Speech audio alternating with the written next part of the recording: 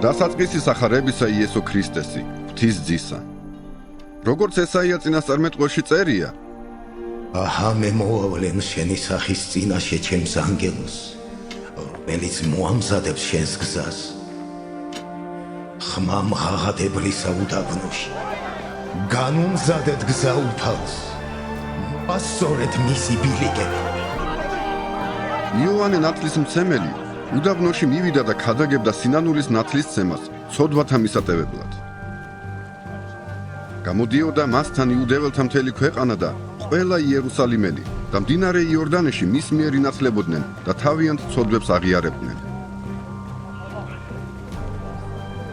იოანეს ემოსა აქლემის ბეწვი და წელზე ტყავის სარტყელი ერტყა და ჭამდა კალიას და ველურ თაფლს. ქადაგებდა და ამბობდა: ჩემს შემდეგ ჩემზე უძლიერესი მოდის, ვის წინაშეც არა ვარ ღირსი დავიხარო და სანდლის დასმა გაუხსნა.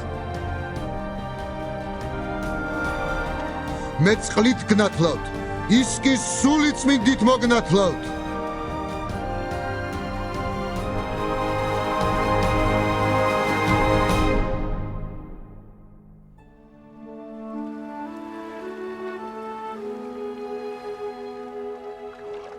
მოხდა იმ დღეებში, რომ მოვიდა იესო გალილეის ნაზარეთიდან და მონათლულ იქნა იოანეს მიერ იორდანეში.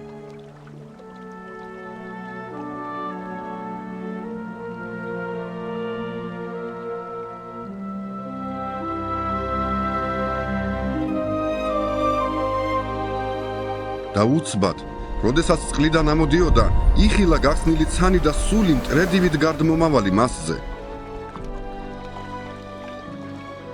ცათაგან მოისმა ხმა, შენ ხარ ჩემი საყვარელი ძე, რომელიც მოვიწონე მე.